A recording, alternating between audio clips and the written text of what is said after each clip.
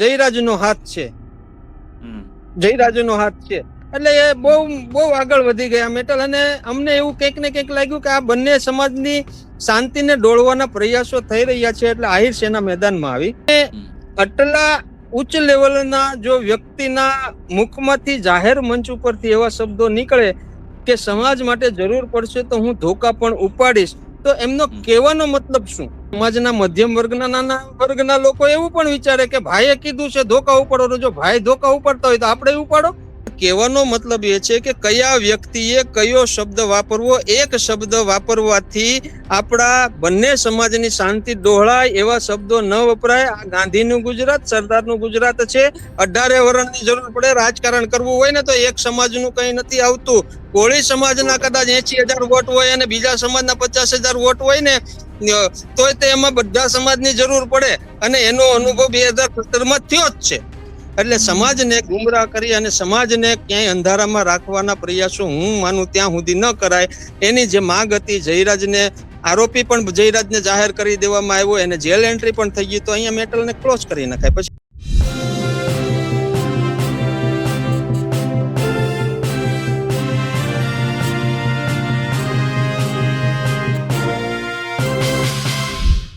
બગદાણા કાંડમાં જયરાજ આહિરની ધરપકડ થઈ જાય.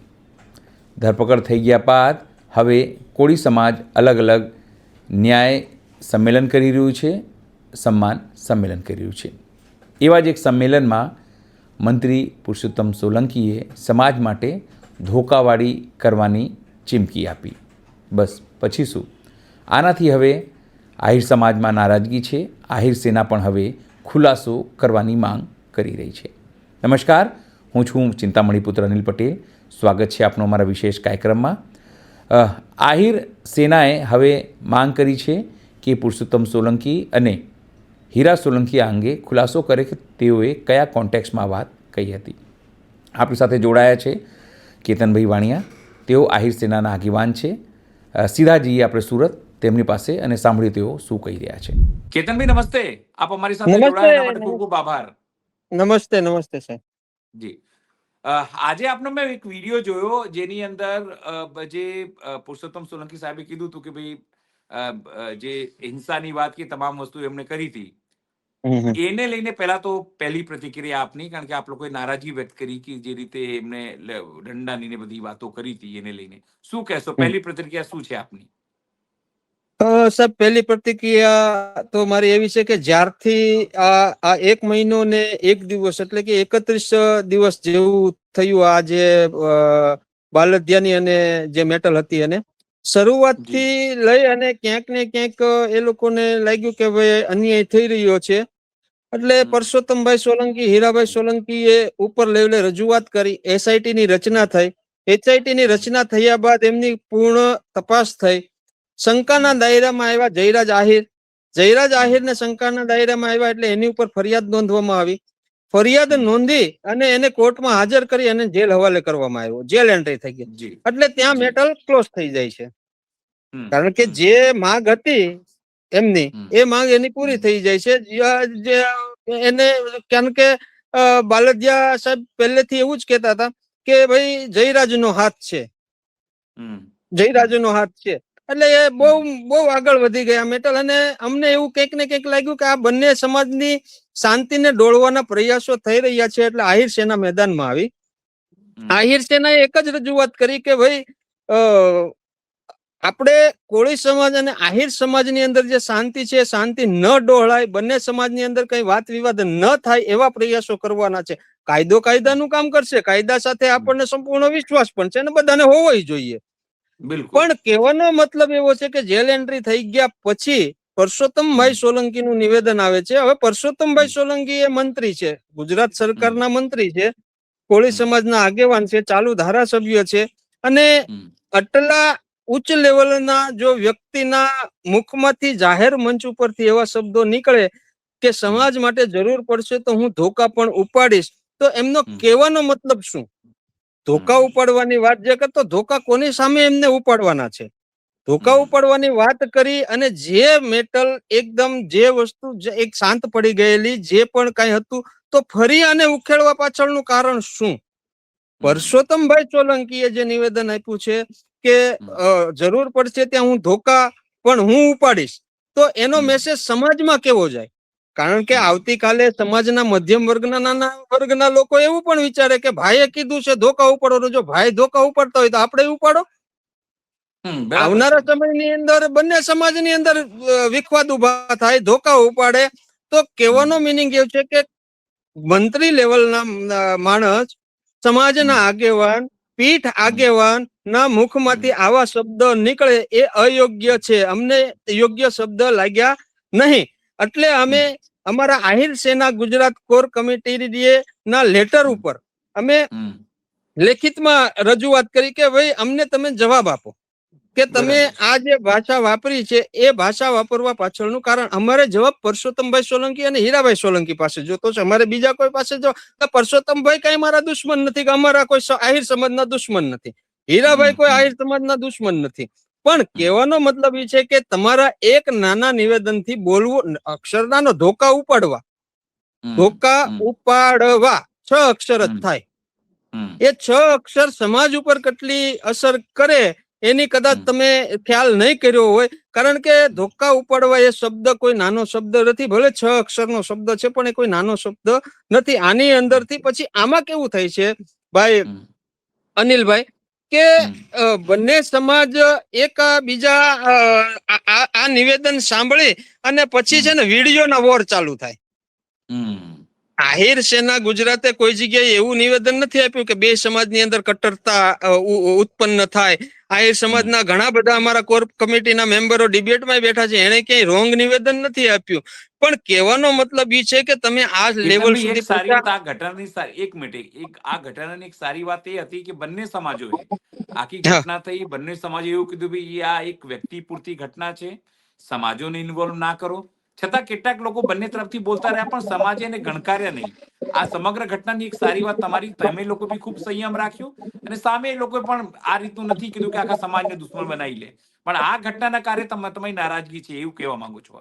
નારાજગી એટલે પૂરેપૂરી વાત કરી એના કારણે અનિલભાઈ દેખીતી વાત છે, જાહેર મંચ ઉપરથી આગળ કોઈ સામાન્ય માણસ એવો શબ્દ બોલ્યો હોય તો એની બહુ ઇફેક્ટ ના પડે. હવે આ વ્યક્તિ તો કયા સ્ટેજ ઉપર છે કે આપણા ઘણા સમયથી ચાલુ ધારાસભ્ય, અત્યારે ધારાસભ્ય છે અને જીતતા આવે છે, અને હજી કદાચ આપણે એમને આજે એવી શુભકામનામાં આપીએ કે એ છેક સુધી જીતતા જ રહે અને આવનારા સમયની અંદર ખૂબ પ્રગતિ કરે. આપણે તો એવી જ એની પાસે આપણે એવા જ એને આશીર્વાદ આપીએ. પણ કહેવાનો મતલબ એ છે કે કયા વ્યક્તિએ કયો શબ્દ વાપરવો, એક શબ્દ વાપરવાથી આપણા બંને સમાજની શાંતિ ડહોળાય એવા શબ્દો ન વપરાય. આ ગાંધીનું ગુજરાત, સરદારનું ગુજરાત છે, આની અંદર બધાની ક્યાંક ને ક્યાંક ભૂમિકા છે.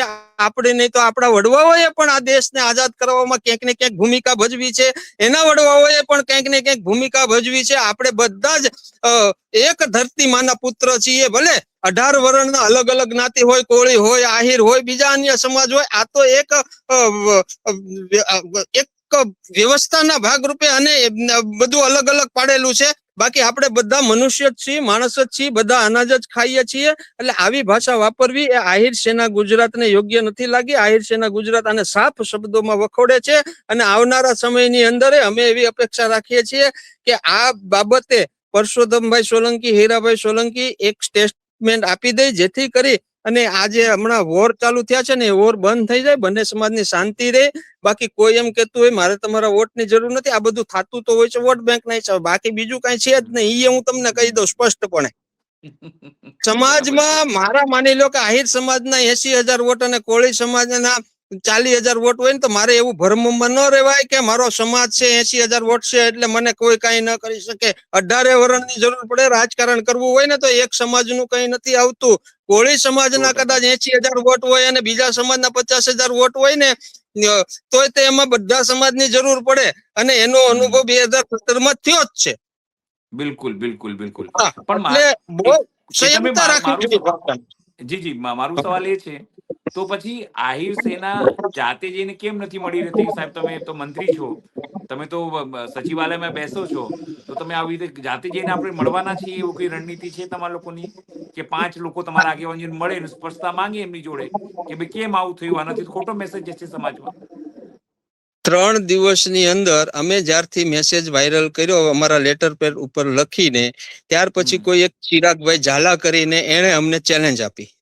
અમારો તો પ્રશ્ન સીધો પરસોત્તમભાઈ પાસે થતો અને સવાલે અમારો પરસોત્તમભાઈ ને જ હતો. અમારો સવાલ કઈ એના આખા કોળી સમાજને નતો, અમારો સવાલ ખાલી પરસોત્તમભાઈ ને હતો. તો અમને ચેલેન્જ આપવામાં કે હું ડિબેટમાં બેસવા માટે તૈયાર છું, એવી અમને ચેલેન્જ આપવામાં, એ ચેલેન્જ ને અમે સ્વીકારી લીધી કે ભાઈ તમે જો ડિબેટમાં બેસવા માટે તૈયાર હો તો અમારી તૈયારી છે. અને એ ડિબેટમાં બેઠા ત્યારે મારો એક જ સવાલ કે ભાઈ તમે કોણ અમને જવાબ આપવા વાળા? જરૂર પડશે તો અમે પરસોત્તમભાઈ રૂપાલાની સામે, પરસોત્તમભાઈ સોલંકીની સામે બેસી જાવ અને એને પ્રશ્ન એ પૂછશું, જરૂર પડશે તો એ કરશું, પણ તમે કોણ અમારી ચેલેન્જ સ્વીકારવા વાળા? ભાઈ તમે જે વિડિયા ફેસબુક ની અંદર તમારી ટીઆરપી માટે જે મૂકી રહ્યા છો એ તદ્દન ખોટું છે. આ વસ્તુ અમે અને એ ક્યાંક ને ક્યાંક પાછા એ પોતે એવું સ્વીકારે છે. હમણાં મારે થોડીક વાર પહેલા ભાઈ ચિરાગભાઈ ઝાલા સાથે પણ ડિબેટ હતી, એને ચાલુ ડિબેટમાં પણ સ્વીકાર્યું છે કે પરસોત્તમ રૂપાલાએ જે વાત ધોકા ઉપાડવાની કરી છે એ અયોગ્ય વાત છે, એવું પોતે સ્વીકારે છે. એટલે એનો મતલબ જો તમે પોતે સ્વીકારતા હો તો તમારે છે ને અમને ચેલેન્જ ના અપાય કે હું ડિબેટમાં બેસવા તૈયાર છું. બરાબર, કારણ કે તમને ખબર છે કે ભાઈ ખોટું બોલ્યા છે, અને એક બાજુ તમે એમ કહો છો કે અમારા શુભચિંતક છે, અને એક બાજુ તમે એમ કહો છો કે ભાઈ ખોટું બોલ્યા છે. તો આ બે વાત તો કોઈ મેળ થાય નહીં. અને ટૂંકમાં પરસોત્તમભાઈ સોલંકી સાહેબને ખુલાસો કરી દેવું જોઈએ ભાઈ કયા કોન્ટેક્સ્ટમાં મેં આ વાત કરી હતી. આજ અમારો વાત કરી છે કે મારું બોલવાનું આવું છે, કંઈક સ્પષ્ટતા કરવી પડે. ટૂંકમાં એવું કેવું છે. અને પરસોત્તમભાઈ, હું તો એવું માનું છું કે પરસોત્તમભાઈ વહેલી તકે આ સ્પષ્ટતા કરી દેવી જોઈએ. પરસોત્તમભાઈ તો મોભી છે જ, તે નથી એવું નહીં, સમાજ માટે પણ રહેશે અને અમે એવું ઈચ્છે છે કે ભાઈ સારા કામ કરે. પણ આજે નિવેદન આપ્યું એની વિશે જેમ બને એમ જલ્દી સ્પષ્ટતા આપી દે, જેથી કરીને બંને સમાજોની અંદર જે અશાંતિ ફેલાવવાની જે શક્યતાઓ છે, શક્યતાઓ ના રહે. અને આહિર સેના ગુજરાત આજે નહીં પણ આજીવન એવું નથી ઈચ્છતી કે બંને સમાજ આમને સામને થાય અને બંને સમાજની શાંતિ અશાંતિમાં ફેરવાય, એવું ક્યારેય આહિર સેના ઈચ્છતી નથી. બંને સમાજને એકાબીજાની જરૂર છે, આજે જરૂર છે, કાલે જરૂર છે ને આજીવન જરૂર છે. કારણ કે એક સમાજ હોય, આહિર સમાજ હોય કે કોળી સમાજ હોય, કોઈ એકલા ભાજપમાં નથી હોતા, કોઈ એકલા કોંગ્રેસમાં નથી હોતા, કોઈ આપમાં નથી હોતા. બધી જ પાર્ટીમાં બધા પોતાની રીતે વિચારધારાથી જોડાયેલા હોય છે.